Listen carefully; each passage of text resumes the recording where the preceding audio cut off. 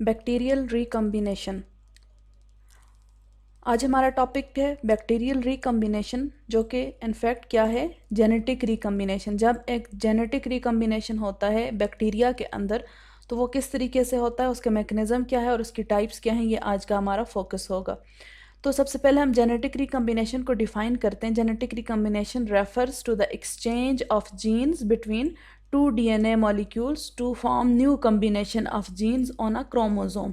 कि जब दो क्रोमोसोम्स या दो सेल्स के दरमियान डीएनए का एक्सचेंज होता है, जीन्स का एक्सचेंज होता है और एक नया कम्बिनेशन हमें देखने को मिलता है, तो इस प्रोसेस को कहते हैं जेनेटिक रिकम्बिनेशन। जिस तरह से म्यूटेशन के बारे में हमने बात की कि इसकी बड़ी इंपॉर्टेंस होती है और इसकी वजह से किसी भी पॉपुलेशन के अंदर जेनेटिक डाइवर्सिटी क्रिएट होती है, बिल्कुल इसी तरह जो जेनेटिक रिकम्बिनेशन है इसका ये भी रिस्पॉन्सिबल है या ये भी एक फैक्टर है फॉर जेनेटिक डाइवर्सिटी। और इस तरह से ये सब फैक्टर्स जो हैं आगे जाके एवोल्यूशन को लीड करते हैं।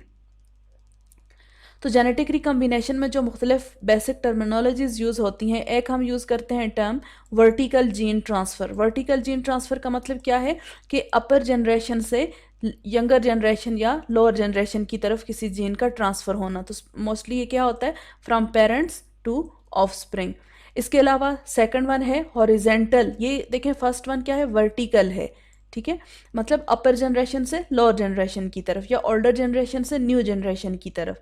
दूसरी तरफ आप देखें हॉरिजेंटल जीन ट्रांसफ़र, तो इसका मतलब होता है from one microbe to another of same generation. Suppose ये एक माइक्रोब है और ये दूसरा माइक्रोब है, लेकिन ये दोनों सेम जनरेशन के हैं, तो इनके दरमियान अगर कोई जीन ट्रांसफ़र होगा, किसी तरह की भी जेनेटिक रिकम्बिनेशन अगर होगी, तो उसको हम कहते हैं हॉरिजेंटल जीन ट्रांसफ़र। इसके अलावा एक टर्म है डोनर। तो डोनर क्या होता है, part of total DNA from donor cell integrated into recipient cell. कि जब एक सेल का कुछ पार्ट जो है वो ट्रांसफ़र हो जाता है इनटू रिसिपिएंट सेल, तो जिस सेल से ट्रांसफ़र होता है उसको हम कहते हैं डोनर सेल, और जो उसको रिसीव करता है उसका हम कहते हैं रिसिपिएंट सेल। इस तरह से जब ये प्रोसेस होता है कि डोनर सेल से रिसिपिएंट की तरफ जेनेटिक मटेरियल ट्रांसफ़र होता है, तो उसको हम उसके अंदर एक नया कम्बिनेशन बन जाता है, ठीक है, उसको हम कहते हैं वो रिकम्बिनेट हो गया। तो ये कुछ टर्म्स हमने पढ़ी, vertical gene transfer, horizontal gene transfer, donor, recipient और रिकम्बिनेंट। अब हम देखते हैं स्पेसिफिकली कि जो बैक्टीरियल रिकम्बिनेशन है वो किस तरह से होती है। तो उसके तीन मेजर जो है मैकेनिज्म या तीन मेजर मेथड्स हैं। सबसे पहले है ट्रांसफॉर्मेशन। तो ट्रांसफॉर्मेशन में क्या होता है कि एग्जैक्ट जैसे हमने पहले डेफिनेशन पढ़ी, आप इसको कह सकते हैं कि ये एक जनरलाइज्ड फॉर्म में एक जेनेटिक रिकम्बिनेशन होता है कि डीएनए जो है वो ट्रांसफ़र होता है from donor to recipient cell, ठीक है। तो ये जो है ये फिनोमेना सबसे पहले ग्रिफिथ ने स्टडी किया था और उसने ये बात शो की थी कि कुछ मटेरियल ऐसा है जो एक सेल से दूसरे सेल की तरफ ट्रांसफ़र हो जाता है, तो उसमें से जिससे ट्रांसफ़र होगा उसको हम कहते हैं होस्ट, और जो इसके अंदर ट्रांसफ़र होता है उसको हम कहते हैं रिसिपिएंट। तो ये सिंपल है बिल्कुल कि जैसे सपोज़ ये दो सेल्स हैं, ठीक है, और इनका अपना अपना जेनेटिक मटेरियल है, इसका इस तरह से अपना जेनेटिक मटेरियल है और जो दूसरा है उसका अपना जेनेटिक मटेरियल है। तो इनसे इनके दरमियान अगर हम इसको कह देते हैं कि ये होस्ट है और दूसरा क्या है, रिसिपिएंट है, या फिर ये डोनर है और दूसरा रिसिपिएंट है, तो इसमें से जो डोनर है इसमें से थोड़ा सा हम कंसिडर करते हैं कि ये छोटा सा जो फ्रेगमेंट है जेनेटिक मटेरियल का, ये किसी भी मैकेनिज्म से जब ट्रांसफ़र होता है और इसके अंदर इनकॉर्पोरेट कर जाए रिसिपिएंट के जेनेटिक मटेरियल के साथ, तो अब जो हमारे पास ये सेकंड वन है, ये रिसिपिएंट होने के साथ साथ ये अब क्या है, रिकम्बिनेंट भी है। रिकम्बिनेंट क्यों है कि इसके अंदर एक नया कम्बिनेशन हमें देखने को मिल रहा है कि कुछ पोर्शन तो उसका अपना जो जीनोम था वो है और कुछ पोर्शन दरमियान में जो फर्स्ट वन डोनर था उसका चला गया, तो यहाँ पे एक रिकम्बिनेशन हुई है। तो ये फिनोमेना जो है सबसे पहले स्टडी किया था ग्रिफिथ ने, और ग्रिफिथ का जो एक फेमस एक्सपेरिमेंट है जो कि उसने किया था माउस के ऊपर, माइस के ऊपर जो उसने एक्सपेरिमेंट किया था, इसने क्या किया था कि निमोनोकोकस बैक्टीरिया जो था, जो नमोनिया काज करते हैं, उसकी एक रफ स्ट्रेन ली थी, और उस रफ स्ट्रेन को जब उसने माइस के अंदर इंजेक्ट किया था, तो एज अ रिज़ल्ट क्या हुआ कि वो उसको कोई भी नुकसान नहीं हुआ, वो जो माउस था वो ज़िंदा रहा। तो इससे ये कंक्लूड किया उसने, या इससे ये रिज़ल्ट मिला उसको कि ये जो रफ स्ट्रैंड है वो विरुलेंट या डिजीज़ काजिंग नहीं है। जबकि दूसरी तरफ एक दूसरी स्ट्रैंड थी जो कि स्मूथ स्ट्रैंड थी। स्मूथ स्ट्रैंड को जब उसने माउस के अंदर इंजेक्ट किया तो एज अ रिजल्ट माउस की डेथ हो गई। तो इसका रिजल्ट या इसका कंक्लूजन क्या निकला कि जो स्मूथ स्ट्रैंड है वो विरुलेंट है, या डेथ काजिंग है, या डेवेस्टेटिंग है। फिर उसने क्या किया कि वही जो विरुलेंट स्ट्रैंड थी उसको हीट किल किया, मतलब उसको बहुत ज़्यादा हीट दी। तो हीट देने के बाद जो हमारे पास स्ट्रैंड थी वही स्मूथ स्ट्रैंड थी, वो ओरिजिनली विरुलेंट है, ठीक है। उसको जब उसने माउस के अंदर इंजेक्ट किया तो माउस की डेथ नहीं हुई। इससे उसने ये कंक्लूड किया कि हीट देने से उसके अंदर जो विरुलेंसी थी, जो उसके अंदर डिजीज काजिंग प्रॉपर्टी थी एक, वो क्या होगी, या तो डिसेबल होगी, इनएक्टिव होगी, या ख़त्म होगी। फिर उसने जो लास्ट वन था उसने क्या किया कि जो एक वो हीट किल्ड था, ठीक है, हीट किल्ड जिसके अंदर मौजूद नहीं था स्ट्रैंड, मतलब वो उसका जो विरुलेंसी थी वो किल्ड हो चुकी थी या इनएक्टिव थी, उसको उसने मिक्स कर दिया विद जो रफ स्ट्रैंड थी, ठीक है। तो जब उसने rough strand and heat killed strand को मिक्स कर दिया जो कि स्मूथ थी इन नेचर, तो जब उसने मिक्स करके इंजेक्ट किया तो माउस की डेथ हो गई। तो इससे उसने ये कंक्लूजन लिया कि जो हीट किल्ड था उसके अंदर जो उसका जेनेटिक मटेरियल था वो चूंकि पहले एक्सपेरिमेंट में इसमें इस जो फर्स्ट सेकंड वन था इसमें प्रूव हो चुका था कि हीट किल्ड जो सॉरी जो स्मूथ है वो बाय नेचर विरुलेंट है, लेकिन हीट किल्ड करने से उसके अंदर जो विरुलेंसी थी वो कुछ टाइम के लिए या किसी भी कुछ पीरियड के लिए वो इनएक्टिव हो गई थी या डिसेबल हो गई थी। लेकिन जब उसके साथ दोबारा से इसका एक्सपोजर हुआ तो इसने उसके अंदर कुछ ऐसी चीज़ ट्रांसफ़र कर दी जिसके वजह से जो स्मूथ और हीट किल्ड था उसकी जो विरुलेंसी थी वो रिवाइव होगी, वो दोबारा वापस आ गई और एज अ रिज़ल्ट उस माउस की डेथ होगी। तो ग्रिफिथ ने यहाँ तक ये बात प्रूव कर दी कि कोई चीज़ है जो एक सेल से दूसरे सेल के अंदर ट्रांसफ़र होती है। उसके बाद एवरेट मैककार्टनी ने इस चीज़ को प्रूव किया कि वो जो भी मटेरियल है जो इस सारी चीज़ के लिए रिस्पॉन्सिबल है वो कौन सा होता है, वो डीएनए है। मतलब डीएनए ही वो चीज़ है कि जो एक ऑर्गेनिज्म या एक सेल से दूसरे सेल के अंदर ट्रांसफ़र होती है और वहाँ पे वो नई जो प्रॉपर्टीज़ हैं वो लेके आती है। तो ऐसी प्रॉपर्टीज़ जो पहले उसके अंदर मौजूद ना हो किसी भी सेल के अंदर, जब रिकम्बिनेंट हो जाता है तो उसके अंदर वो नई प्रॉपर्टीज़ आ जाती हैं। तो ये फेमस एक्सपेरिमेंट ऑफ ग्रिफिथ जिसके अंदर उसने प्रूव किया था ट्रांसफॉर्मेशन को। अब इसका अगर जनरल मैकेनिज्म हम देखें तो सबसे पहले क्या होता है कि few donor cells break apart and an explosive release and fragmentation of DNA takes place. एक जो डोनर सेल होता है उसके अंदर जो उसका डीएनए मौजूद होता है उसके फ्रेगमेंट्स बन जाते हैं, छोटे छोटे उसके फ्रेगमेंट्स बन जाते हैं। फिर क्या होता है कि a fragment of double stranded DNA जिसके तकरीबन 10 to 20 जीन्स होते हैं, then gets attached with the recipient cell for entry. कि जब वो डोनर सेल में से फ्रेगमेंट्स बन जाते हैं किसी भी उसके डीएनए के, तो वो छोटे छोटे जो फ्रेगमेंट्स होते हैं उसमें से कोई एक डबल स्ट्रैंडेड फ्रेगमेंट जो होता है वो उस डोनर सेल से निकल के दूसरे जो रिसेपिएंट सेल होता है उसके साथ अटैच हो जाता है, ठीक है। तो फर्स्ट हमारे पास प्रोसेस के अंदर फर्स्ट स्टेप क्या है कि फ्रेगमेंटेशन होना डोनर सेल के डीएनए की। सेकंड स्टेप में क्या होता है कि one of the fragments get attached with recipient cell for entry, ठीक है, वो एंट्री के लिए वहाँ पे जाके अटैच हो जाएगा।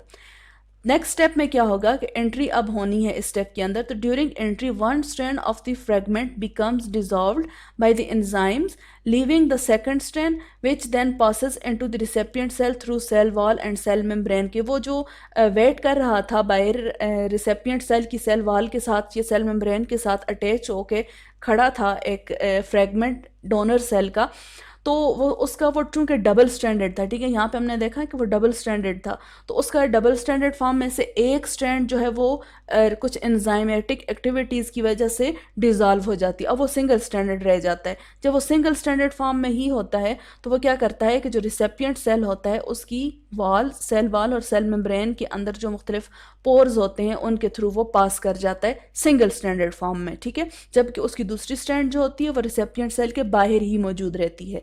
तो इस तरीके से एक स्ट्रैंड जो है वो सिर्फ एंटर होती है into recipient cell. This is the entry step. After entry, ये पोस्ट एंट्री या एंट्री के बाद का प्रोसेस अब क्या होता है, single stranded donor DNA gets incorporated into recipient cell, ठीक है, कि जो single stranded donor DNA enter हुआ था रिसेपिएंट सेल के अंदर, वो रिसेपिएंट के डीएनए के साथ इनकॉर्पोरेट कर जाता है, इंटीग्रेट कर जाता है या उसके साथ ही जुड़ जाता है। Thus the recipient cell become transformed. Transform का मतलब क्या होता है कि टोटली कोई चीज़ चेंज हो जाना, जो उसकी पहले जो प्रॉपर्टीज़ थी उससे टोटली अपोजिट कुछ कैरेक्टर्स, कुछ फीचर्स उसके अंदर आ जाएं। तो अब जो रिसेपिएंट सेल होता है वो ट्रांसफॉर्म हो जाता है, और इसकी वजह क्या होती है कि उसके पास अब डोनर सेल जो है उसका भी डीएनए आ चुका है। इस तरह से एक रिकम्बिनेशन बन जाता है और डोनर सेल से प्रॉपर्टीज़ और कुछ जीन्स जो हैं वो ट्रांसफ़र हो जाते हैं इनटू रिसेपिएंट सेल, जो कि रिसेपिएंट सेल को रिकम्बिनेंट बना देती हैं, which will display its own as well as characters of the newly incorporated DNA. अब जो रिसेपिएंट डीएनए होगा या रिसेपिएंट सेल होगा उसके अंदर अपने डीएनए की प्रॉपर्टीज़ भी होंगी, जबकि जो उसके अंदर अभी अभी एक इनकॉर्पोरेट हुआ है या इंटीग्रेट हुआ है डीएनए जो कि डोनर से आया था उसकी कैरेक्टर्स भी होंगे। तो ये एक रिकम्बिनेंट सेल बन जाएगा, ठीक है। तो ये एक बिल्कुल सिंपल सी जनरलाइज्ड सी आपके सामने डायग्राम है कि ये क्या है, एक डोनर सेल है, ठीक है। ये डोनर सेल है, सॉरी ये गलत लिखा है, ये वाला जो है फर्स्ट वन ये डोनर सेल है, और इसका जो देखें जो जेनेटिक मटेरियल था ये पहले इस तरह से कंप्लीट फॉर्म में होगा, लेकिन जो फर्स्ट हमने बात की कि फ्रेगमेंटेशन हो जाती है डोनर्स की डीएनए की, डोनर सेल के अंदर जेनेटिक मटेरियल होता है उसकी, तो ये देखें छोटे छोटे फ्रेगमेंट्स बन गए। इसमें से कुछ फ्रेगमेंट्स जो हैं वो उस सेल से निकल जाते हैं, डोनर सेल से रिलीज होते हैं और आके इधर जो रिसेपिएंट है उसकी वाल के साथ अटैच हो जाते हैं।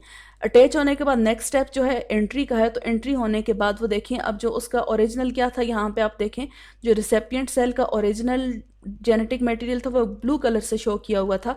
तो यहाँ पे अगर आप देखें उस ब्लू के अंदर ये छोटा सा हमें पोर्शन नज़र आ रहा है रेड का, तो ये रेड क्या है, ये वही है जो इस डोनर से आया था। अब ये क्या है, रिसेपिएंट सेल, अब ये कन्वर्ट हो चुका है रिकम्बिनेंट सेल के अंदर, ठीक है। अब ये एक रिकम्बिनेंट सेल है। तो रिकम्बिनेंट क्यों है, क्योंकि इसके अंदर एक तो इसका अपना डीएनए मौजूद है, दूसरा इसके अंदर वो डोनर सेल का डीएनए भी मौजूद है। तो ये एक जेनेटिक रिकम्बिनेशन हुआ है, इस तरीके से उसके अंदर वो दोनों की प्रॉपर्टीज़ अब आ रही हैं, ठीक है, दोनों की प्रॉपर्टीज़ वो शो कर रहा है। तो दिस इज़ कॉल्ड ट्रांसफॉर्मेशन। अब हम नेक्स्ट देखते हैं कि जो एक स्पेशल टाइप की प्रोटीन होती है जो ट्रांसफॉर्मेशन के प्रोसेस में अपना रोल प्ले करती है, उसको कहते हैं रेक ए प्रोटीन।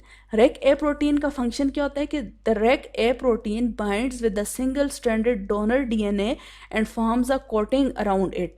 जब एक डोनर से, देखिए यहाँ ये डोनर से मुख्तलिफ ये डीएनए फ्रेगमेंट्स आ रहे थे, ठीक है, तो ये जब डीएनए फ्रेगमेंट इसके अंदर एंटर होता है ये सिंगल स्ट्रैंडेड होता है, जैसे हमने पिछले स्टेप में देखा था यहाँ पे कि single stranded DNA gets incorporated into नहीं सॉरी यहाँ पे है कि जो डबल स्ट्रैंडेड आता है डोनर से वो क्या होता है, उसकी एक strand dissolve by enzymes leaving the single strand.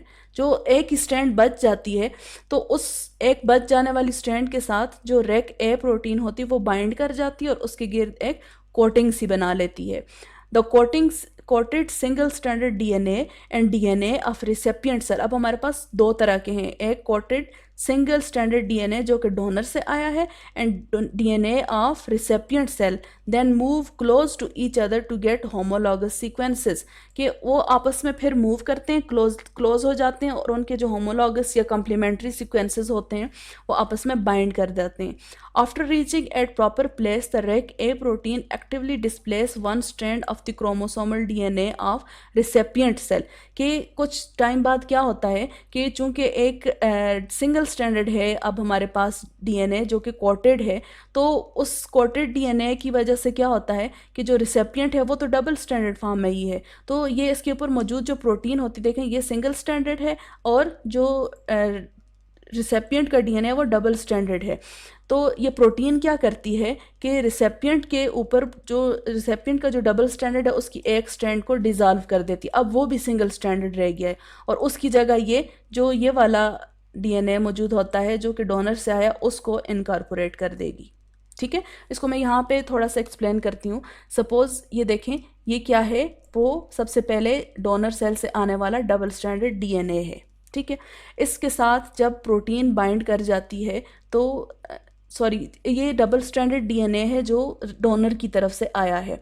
अब कुछ स्टेप गुजरने के बाद इसमें से एक स्ट्रैंड जो है वो एंजाइमेटिक एक्शंस की वजह से डिज़ोल्व हो जाती है और सिर्फ एक ही बच जाती है। इस एक बच जाने वाली स्ट्रैंड के साथ कुछ प्रोटीन्स जो हैं कोटिंग बना लेती हैं उसके इर्द गिर्द और उसके इर्द गिर्द बाइंड कर जाती हैं। फिर क्या होता है कि ये प्रोटीन जो उसके साथ बाइंड कर रही हैं ये उनको, ये क्या है यहाँ पे, ये रिसेपिएंट का डीएनए है।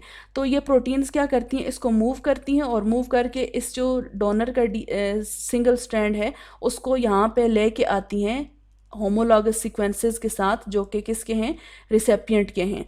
तो अब रिसेपिएंट तो अब तक डबल स्ट्रैंडेड फॉर्म में ही था, अगर इस स्ट्रैंड के अंदर उसको होमोलॉगस सीक्वेंसेस उसके अवेलेबल होते हैं तो जो प्रोटीन होती है वो क्या करती है, उसकी दूसरी स्ट्रैंड को डिसॉल्व कर देती है, किसकी, रिसेपिएंट की दूसरी स्ट्रैंड को। ठीक है, तो इस तरीके से अब वो उनके चूंकि होमोलॉगस हैं तो वो आपस में बाइंड कर जाते हैं और इस तरह से वो उसकी इनकॉर्पोरेशन हो जाती है। तो जो डोनर डीएनए है उसकी इनकॉर्पोरेशन इनटू रिसेपिएंट डीएनए, इसके अंदर बड़ा मेजर रोल होता है किसका, रेक ए प्रोटीन्स का। After reaching proper place the rake A protein actively displaces one strand of the chromosomal DNA of recipient cell. ठीक है, कि यहाँ पे आपने पहले देखा था कि रिसेपिएंट सेल तो इस फॉर्म में मौजूद था, क्यों, क्योंकि उसका वो डबल स्ट्रैंडेड था। ठीक है, अब इसके साथ जो प्रोटीन अटैच होती है डोनर के साथ, वो क्या करती है, प्रोटीन जाके अगर देखती है कि सपोज ये तो काफ़ी लंबा होगा ना, ये तो रिसेपिएंट का डीएनए तो इस वक्त पूरी फुल फॉर्म में मौजूद है, तो यहाँ पे सपोज इसके कम्प्लीमेंट्री बेसिस मौजूद हैं इस डोनर के कम्प्लीमेंट्री बेसिस और इनके ऊपर ये प्रोटीन भी अटैच्ड है। तो on availability of complementary bases इस स्ट्रैंड के अंदर वो मौजूद हैं, तो प्रोटीन क्या करती है, रिसेपिएंट की दूसरी स्ट्रैंड को ख़त्म कर देती है, डिस्प्लेस कर देती है और सिर्फ एक ही स्ट्रैंड बच जाती है उसकी रिसेपिएंट की, और वो इनकॉर्पोरेशन में हेल्प करते हैं फिर डोनर के डीएनए की। The incoming DNA strand is then integrated with one strand of the bacterial DNA by base pairing. अब उनके दरमियान इस तरह से ये बेस पेयरिंग हो जाएगी वाटसन क्रिक मॉडल के अकॉर्डिंग जो होती है, and ligation takes place by DNA ligase. जब बेस पेयरिंग हो जाती है तो फिर उनको आपस में जो जोड़ने वाला जो सब्सटेंस होता है वो कौन सा होता है, जो लाइगेज एंजाइम है। The displaced DNA of the recipient cell is then digested by cellular DNase activity. तो ये कुछ दूसरे एंजाइम्स होते हैं कि जो डिस्प्लेस हो जाती है उसके साथ से रिसेपिएंट का जो दूसरा स्ट्रैंड जो उसके साथ से हट जाता है, तो ये कुछ दूसरे एंजाइम्स उसको डाइजेस्ट कर देते हैं। तो इस तरीके से यहाँ पे रोल प्ले करती है rec A protein in incorporation of donor DNA into recipient DNA. तो ये था ट्रांसफॉर्मेशन, जिसमें हमने देखा कि किस तरीके से एक डोनर सेल से डीएनए या जेनेटिक मटेरियल मूव करता है टुवर्ड रिसिपिएंट और वहाँ पे इनकॉर्पोरेट हो जाता है by the action of rake A proteins. Next हम देखते हैं कंजुगेशन। तो कंजुगेशन में क्या है, the exchange of genetic material takes place through a conjugation tube. इसमें एक ट्यूब बनती है between the two cells of bacteria, जो दो बैक्टीरिया के दरमियान में जो एक्सचेंज होना है जेनेटिक मटेरियल का और एक रिकम्बिनेंट बनना है, तो ये सारा प्रोसेस किसके थ्रू होता है, एक कंजुगेशन ट्यूब के बनने की वजह से। ये सबसे पहले ये प्रोसेस जो था ये Joshua Lederberg and Edward Tatum ने ये सबसे पहले इकोलाई बैक्टीरिया के अंदर स्टडी किया था। अब इस सारे प्रोसेस के लिए जो एक मेन फैक्टर है वो कौन सा है, एफ प्लाज्मिड, या जिसको हम कहते हैं फर्टिलिटी प्लाज्मिड। जिस बैक्टीरिया के अंदर ये फर्टिलिटी प्लाज्मिड मौजूद होगा वो इस केस में डोनर होता है। जैसे हमने पिछले ट्रांसफॉर्मेशन में तो देखा था कि कोई भी डोनर हो सकता है, कोई भी रिसेपिएंट हो सकता है। अब एक बार सपोज ये डोनर था तो अब ये जब रिकम्बिनेंट हो जाता तो अब ये किसी अगली साइकिल के लिए ये डोनर बन सकता है और आगे किसी दूसरे को ट्रांसफ़र कर सकता है।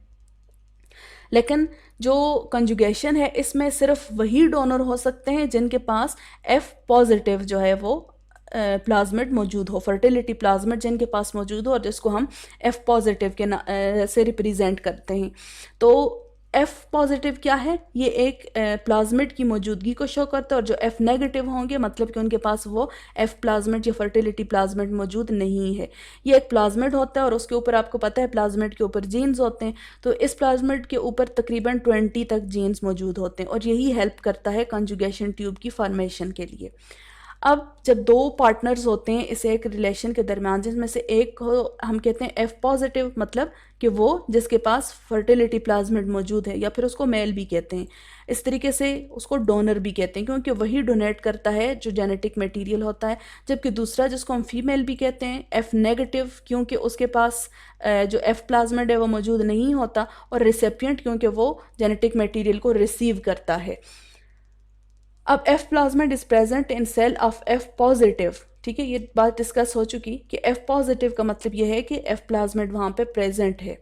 अब हमारे पास दो चीज़ें आ गई, F positive and F negative. इसका क्या होता है, two cells of opposite mating type, ये इसके लिए ज़रूरी है कि दोनों जो हैं अपोजिट हों, एक एफ पॉजिटिव हो, एक एफ नेगेटिव हो। अगर दोनों एफ पॉजिटिव होंगे तब भी जो कंजुगेशन है वो नहीं हो सकती, दोनों एफ नेगेटिव होंगे तब भी पॉसिबल नहीं है। Two cells of opposite mating type, that is F positive and F negative, become temporarily attached with each other by sex pellus। ठीक है, टेम्परेरली ये एक दूसरे के साथ अटैच हो जाते हैं, एक कंजुगेशन ट्यूब या सेक्स पेलस बनती है जो। The pilus has hole of 2.5 picometer diameter. उसके जो बहुत छोटा सा एक होल होता है उस पेलस के अंदर, जिसके अंदर से DNA can pass from donor to recipient cell, जिसके अंदर से होकर डीएनए डोनर से रिसेपिएंट, या आप कह सकते हैं कि एफ पॉजिटिव से एफ नेगेटिव की तरफ ट्रांसफ़र हो जाता है। जब एक बार ये कंजुगेशन ट्यूब या पाइलस बन जाता है तो फिर क्या होता है, the two strands of F factor began to separate from each other and one of them passes to the recipient F negative। अब यहाँ पे भी वही बात है, ये क्या था, एक डोनर सेल था और उसके पास ये वो मौजूद है जो हम कहते हैं कि F प्लाज्मिड है। ठीक है, ये क्या है, F पॉजिटिव है। जबकि दूसरी तरफ जो दूसरा सेल है उसके पास कोई भी जो F प्लाज्मिड है वो मौजूद नहीं है, इसलिए वो F नेगेटिव है।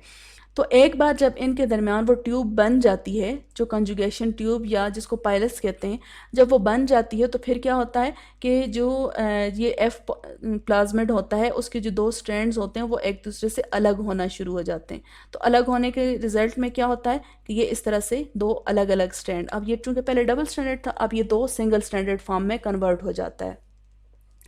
तो after the establishment of conjugation tube, the two strands of F factor began to separate from each other and one of them passes to the recipient F negative cell। अब इनमें से एक जो होती है वो इस ट्यूब के थ्रू हो के इस F नेगेटिव की तरफ आ जाती है।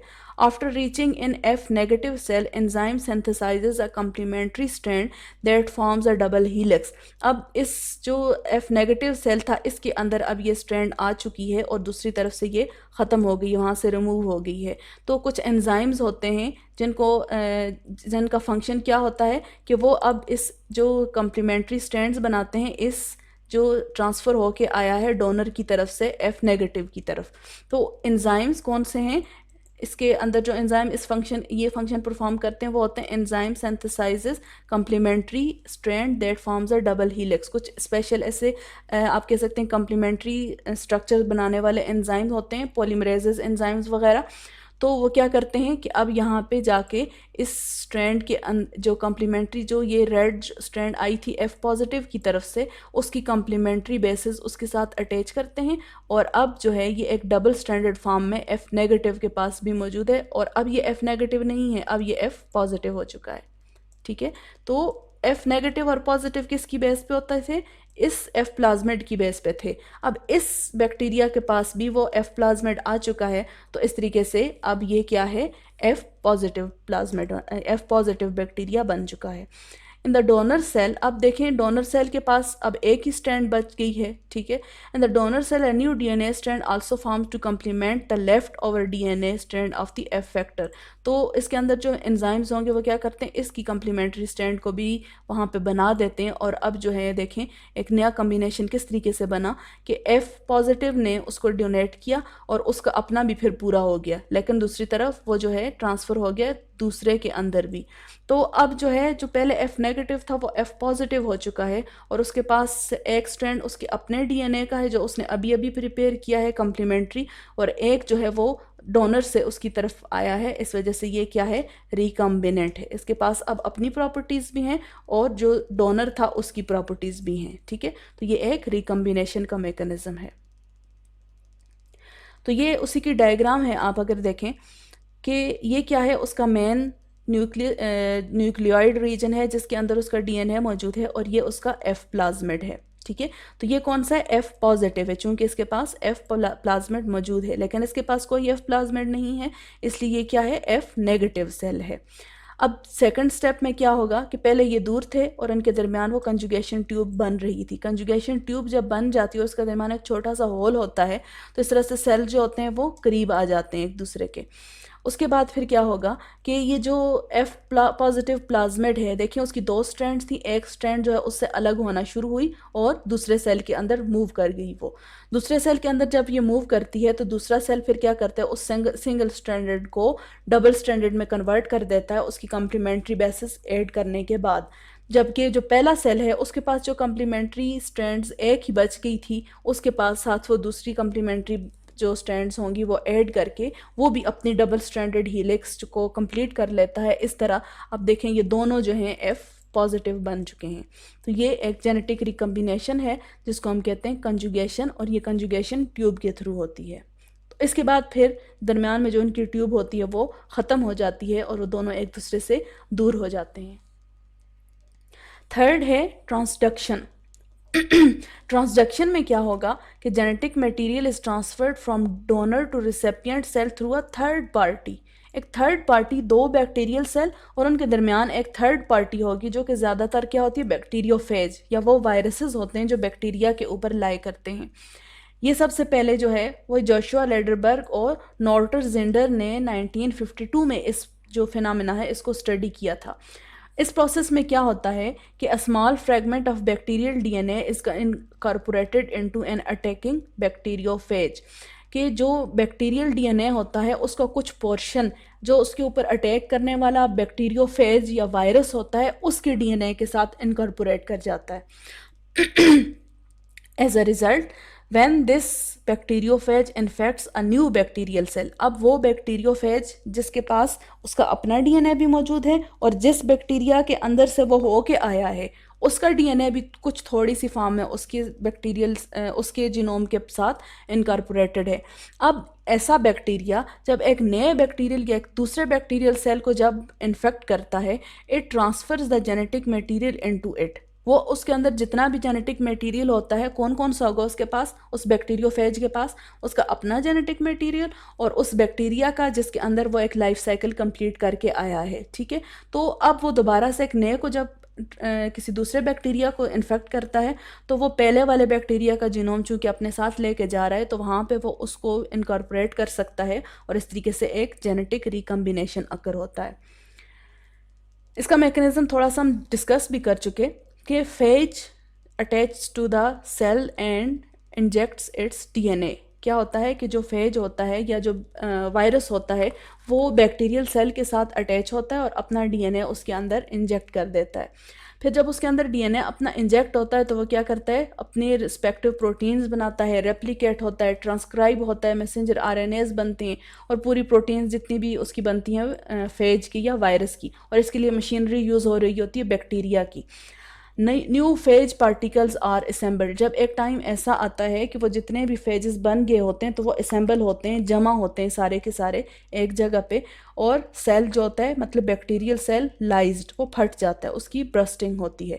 जब उसकी ब्रस्टिंग होती है तो उसके अंदर जो रेप्लिकेशन और प्रोटीन सिंथेसिस और सारे प्रोसेस परफॉर्म करके छोटे छोटे जो फेज पार्टिकल्स बन चुके होते हैं, तकरीबन आप कहते हैं कि 200 तक भी हो सकते हैं, वो उसमें से रिलीज़ हो जाते हैं और इसके लिए तकरीबन 15 मिनट्स का टाइम लगता है। ट्रांसडक्शन की दो फर्दर टाइप हैं। एक है स्पेशलाइज्ड ट्रांसडक्शन जो फर्स्ट वन है। इसमें क्या होता है कि जब एक बैक्टीरियोफेज किसी भी बैक्टीरिया की सेल वाल के साथ अटैच हो जाता है तो वहाँ पे अटैच होने के बाद वो अपना जेनेटिक मटेरियल जो है उसको ट्रांसफ़र कर देता है into cytoplasm of host cell. उसका साइटोप्लाज्म के अंदर जैसे ही जेनेटिक मटेरियल वायरस का एंटर होता है तो बैक्टीरिया एक स्पेशल टाइप की प्रोटीन बनाना शुरू कर देता है जिसको कहते हैं रिप्रेसर प्रोटीन। अब जो रिप्रेसर प्रोटीन होती है इसका फंक्शन क्या होता है कि it prevents independent replication of fake DNA. ये फेक के डीएनए को खुद अकेला इंडिपेंडेंटली रेप्लिकेट होने से मना करता है, रोकता है। अगर अब उस फेक डीएनए को रेप्लिकेट होना है तो वो उस बैक्टीरियल डीएनए के साथ इनकॉर्पोरेट होगा, तब जब फिर उसके बाद बैक्टीरियल डीएनए की रेप्लिकेशन होगी तो साथ साथ वो फेक डीएनए भी रेप्लिकेट हो सकेगा। तो सिर्फ यही एक सिचुएशन है कि वायरस का डीएनए रेप्लिकेट हो सके, अदरवाइज अकेला सिर्फ वायरस का डीएनए वहाँ पे रेप्लिकेट नहीं हो सकता। It may exist as a fragment in the cytoplasm. अब जो वायरस का डीएनए होता है वो साइटोप्लाज्म के अंदर अकेला भी मौजूद रह सकता है, या फिर इट में अटैच इटसेल्फ टू क्रोमोजोम, या फिर ये क्रोमोजोम के साथ खुद को अटैच कर ले बैक्टीरियल क्रोमोजोम के साथ, तो इस कंडीशन में उसको हम कहते हैं प्रोफेज। तो या फिर ये या तो फ्री फॉर्म में इन साइटोप्लाज्म ऑफ बैक्टीरिया, या फिर in the form of prophase ये बैक्टीरिया के अंदर एग्जिस्ट कर सकता है। तो जब ये उस सिचुएशन में होता है तो यहाँ पे एक टर्म आती है लाइजोजेनी, जिसको अभी हम देखने जा रहे हैं। The bacterial cell which carries the prophage is called lysogenic and the phenomena where phage DNA and bacteria exist together is called lysogeny. तो लाइजोजेनी वो कंडीशन होती है कि सपोज ये बैक्टीरिया है, ठीक है, और ये उसका अपना जेनेटिक मटेरियल है। अब दो केसेस हैं कि या तो वायरस का डीएनए जो है उसके अंदर इस तरह से फ्री फॉर्म में मौजूद हो, या फिर दूसरी कंडीशन क्या है कि ये अगर बैक्टीरिया है और उसका ये बैक्टीरिया का अपना जेनेटिक मटेरियल है और उसके साथ किसी भी जगह पे इनकॉर्पोरेटेड फॉर्म में वायरस का डीएनए मौजूद है। अब ये वायरस का डीएनए वहाँ पे रेप्लिकेट नहीं हो रहा, ये अपनी रिस्पेक्टिव प्रोटीन्स नहीं बना रहा, ये बैक्टीरिया की मशीनरी को अपने हाथ में अपने कंट्रोल में नहीं ले रहा, बल्कि दोनों जो हैं एक म्यूचुअल कोऑपरेशन या बल्कि एक पीसफुल कंडीशन में दोनों जब एग्जिस्ट कर रहे हैं, तो ऐसी कंडीशन को कहते हैं लाइजोजेनिक कंडीशन, लाइजोजेनी, और इस तरह के बैक्टीरिया को कहते हैं lysogenic bacteria. The bacterial cell में remain lysogenic for many generations. और इस कंडीशन में जो है लाइजोजेनिक की फॉर्म में या तो इस सिचुएशन में या फिर इस सिचुएशन में वो बैक्टीरिया और वायरस जनरेशंस तक रह सकते हैं, लेकिन इसका कुछ पता नहीं चलता। कोई टाइम भी ऐसा आ सकता है कि वो दोबारा से जो है लाइजोजेनिक का पीरियड एंड हो जाए। And during this period, the viral DNA replicates many times together with the bacterial chromosome. अब इस दौरान क्या होता है कि सपोज अगर इस इनकॉर्पोरेटेड डीएनए को अगर आप देखें तो जब इधर ये इस बैक्टीरियल डीएनए की रेप्लिकेशन होगी तो साथ साथ उसके अंदर मौजूद जो वायरस का डीएनए है वो भी रेप्लिकेट करता रहेगा, लेकिन उसकी प्रोटीन्स नहीं बनेंगी। तो इस सिचुएशन में ये जनरेशन्स तक जो है इस तरह से वायरस और डीएनए एग्जिस्ट कर सकते हैं। However, in course of time, synthesis of repressor protein may stop. इस सारी चीज़ों के लिए रिस्पॉन्सिबल कौन था कि जो उसको प्रिवेंट कर रहा था इंडिपेंडेंट रेप्लिकेशन के लिए? वो थी ये रिप्रेसर प्रोटीन। अब इसके दरमियान में कभी भी ऐसा हो सकता है कि रिप्रेसर प्रोटीन की जो सिंथेसिस है वो स्टॉप हो जाए। जैसे ही रिप्रेसर प्रोटीन की सिंथेसिस स्टॉप होगी, the synthesis of phase components starts. तो जैसे ही रिप्रेसर प्रोटीन की सिंथेसिस ख़त्म होगी, अब वही तो एक चीज़ थी जिसने उस फेज के डीएनए को स्टॉप करके रखा हुआ था, प्रिवेंट करके रखा हुआ था। तो जैसे ही अगर उसकी सिंथेसिस, प्रोटीन की सिंथेसिस ख़त्म होगी, तो फेज के कंपोनेंट्स जो हैं अपनी प्रोटीन्स वगैरह वो सारी बनना शुरू हो जाएंगी, उसकी इंडिपेंडेंट रेप्लिकेशन शुरू हो जाएगी। Now the phase DNA separates from the bacterial chromosome and starts the synthesis of phase proteins. अब वो इस फेज के बैक्टीरिया के डीएनए के साथ जो इनकॉर्पोरेटेड फॉर्म में था उससे वो अलग हो जाता है और अपनी जो रिस्पेक्टिव प्रोटीन्स होती हैं वो खुद ही प्रिपेयर करना शुरू कर देता है। So this was all about lysogeny and this was specialized transduction. ये बहुत रेयर केसेस में होती है, ज़्यादातर ये हमें इस म्यूचुअल अंडरस्टैंडिंग या म्यूचुअल पीसफुल कंडीशन के अंदर एग्जिस्ट करते बहुत कम देखे गए हैं। During this separation, a number of genes of the bacterium get attached to phage DNA and keeps on replicating with it. अब जब एक बार वो फेज जो है अपना प्रोटीन जो है सिंथेसाइज करना शुरू कर देता है और एज अ रिज़ल्ट क्या होता है कि उसकी रेप्लिकेशन के साथ साथ जो है कुछ उसके साथ आ जाता है बैक्टीरिया का जीनोम भी अटैच हो जाता है। किसके साथ? वायरस के जीनोम के साथ। अब जब वायरस का जीनोम रेप्लिकेट करेगा इनसाइड अ बैक्टीरिया, तो वो उसके साथ साथ बैक्टीरिया का जीनोम भी रेप्लिकेट करता जाएगा और एट द एंड क्या होगा, later on it develops into phage particles, those come out of the bacterial cell by bursting. तो एक टाइम ऐसा आएगा कि उस बैक्टीरिया के अंदर जब एक बहुत बड़ी तादाद में वो फेजेस जो होते हैं वो मौजूद होंगे, तो वो फेजेस ऐसे हैं जिनके पास बैक्टीरिया के डीएनए का भी कुछ ना कुछ फ्रेगमेंट मौजूद है। तो जब एट द एंड जब लाइसिस होगी तो बैक्टीरियल सेल की ब्रस्टिंग के बाद उसमें से वो जितने भी फेज डीएनए हैं वो रिलीज़ होंगे, तो वो अपने साथ जो है बैक्टीरिया का जीनोम भी लेके जाएंगे।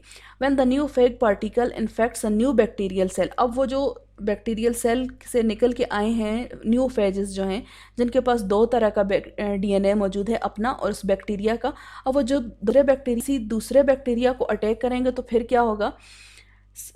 New bacterial cell, the attached bacterial gene present along with the phage particle enters in the chromosome of new bacterium and causes recombination।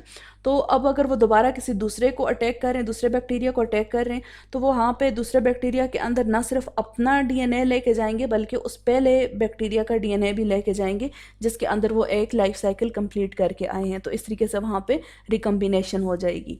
दस द न्यू बैक्टीरियल सेल, अब जो नया बैक्टीरिया है जिसको दूसरी बार वो अटैक कर रहे हैं, कंटेन इट्स ओन जीन्स, ठीक है, उसके पास अपने जीन्स भी होंगे और several genes from the parent bacterial cell, जो बैक्टीरियल सेल पहले वहाँ पे था उसके जीन्स भी मौजूद हैं उसके पास। तो इस तरीके से वहाँ पे एक रिकम्बिनेशन हो गया, एक नया कम्बिनेशन हमें देखने को मिलता है जिसके अंदर दोनों की प्रॉपर्टीज शो होती हैं। So this was specialised transduction.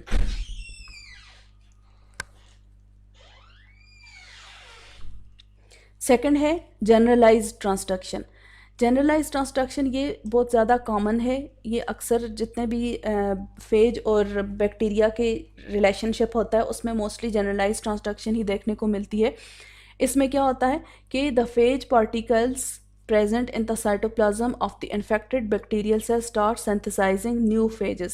इसमें कोई वो पीसफुल कंडीशन नहीं होती, बल्कि वो जैसे ही उसके अंदर एक फेज जो है वो बैक्टीरिया के अंदर ट्रांसफ़र होता है और अपना जेनेटिक मटेरियल उसके अंदर रिलीज़ करता है, तो उसी वक्त से वहाँ पे वो अपनी नए सिंथेसाइजिंग शुरू कर देता है, अपनी प्रोटीन्स की और नए फेजेस बनाने शुरू कर देता है। During this process chromosome of bacterial cell get fragmented. अब जब उसकी सारी बैक्टीरिया की सारी मशीनरी फेज के हाथ में होती है और वो उसको कंट्रोल कर रहा होता है, तो बैक्टीरियल जीनोम जो होता है या डीएनए जो होता है वो फ्रेगमेंट्स में कन्वर्ट हो जाता है, टूट जाता है और जाके DNA of new phage particles जो होते हैं उनके साथ अटैच हो जाते हैं। जो नए फेजेस बन रहे हैं वहाँ पे उनके साथ जो है वो होस्ट का या उस बैक्टीरिया का डीएनए अटैच हो जाता है। When the newly formed phage with fragments of bacterial chromosome in its DNA takes a new bacterium, अब वो जो एक नया फेज बन रहा है जिसके पास बैक्टीरिया का जीनोम भी है और अपना जीनोम भी है, वो जब उधर से निकल के किसी दूसरे बैक्टीरिया को इन्फेक्ट करेगा तो दिस अगेन कॉजेज रिकम्बिनेशन। किस तरह से कि वो उस पहले बैक्टीरिया के जीनोम को ट्रांसफ़र करेगा इनटू न्यू बैक्टीरियम। तो इस तरीके से ये क्या थी? Generalised transduction. यहाँ पे उसी जो कुछ अभी हमने देखा उसको एक ग्राफ की एक डायग्राम की फॉर्म में बताया हुआ है। तो ये क्या है? जनरलाइज्ड ट्रांसडक्शन है। इसमें हम ये देख रहे हैं कि ये जो है उसका जो फेज डीएनए है वो जैसे ही उसके अंदर रिलीज़ हुआ तो रिप्रेसर प्रोटीन्स की वजह से अब वहाँ पे इसमें रिप्रेसर प्रोटीन नहीं, इसमें जो है वो जो होस्ट का डीएनए है वो फ्रेगमेंट्स में कन्वर्ट हो चुका है। ये छोटे छोटे हमें फ्रेगमेंट्स उसके नज़र आ रहे हैं और जब वो फ्रेगमेंट्स के साथ जब उसकी रेप्लिकेशन होती है और फेज के डीएनए की भी रेप्लिकेशन होती है तो वहाँ से अब निकलने वाले अगर वायरसेस को आप देखें तो ये कुछ के पास ये ब्लू तो उनका अपना डीएनए मौजूद है, लेकिन ये देखें ये उसके पास बैक्टीरिया का ये जो फेज है ये बैक्टीरिया का डीएनए लेके जा रहा है।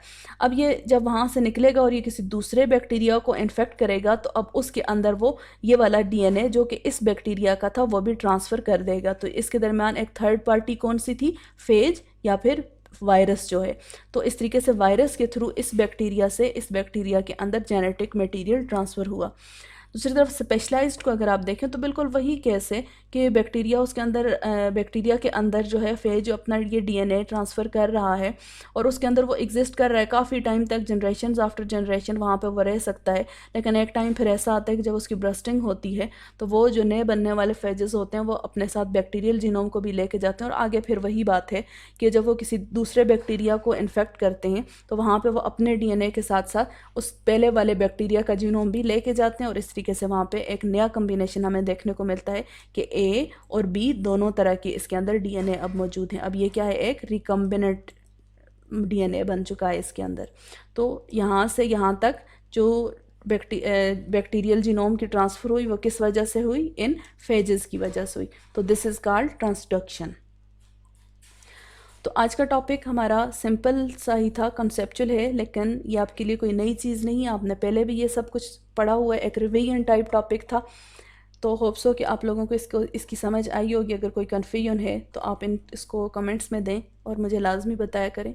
नेक्स्ट टाइम तक के लिए अल्लाह हाफिज़।